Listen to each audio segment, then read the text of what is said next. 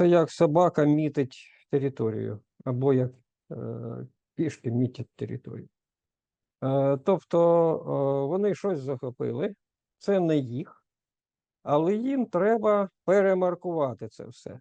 Треба так, щоб воно сприймалось тими, хто там живе, що це російське, а далі зростають діти, да?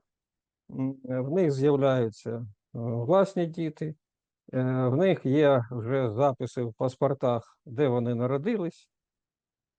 І так з покоління в покоління у всіх документах, да, в людини, і в шкільному атестаті, і в паспорті, да, в свідоцтві про народження, в інших громадянських цивільних документах вже ці назви. І тому формується та мовна середа, яка знищує пам'ять про те, що тут було до того,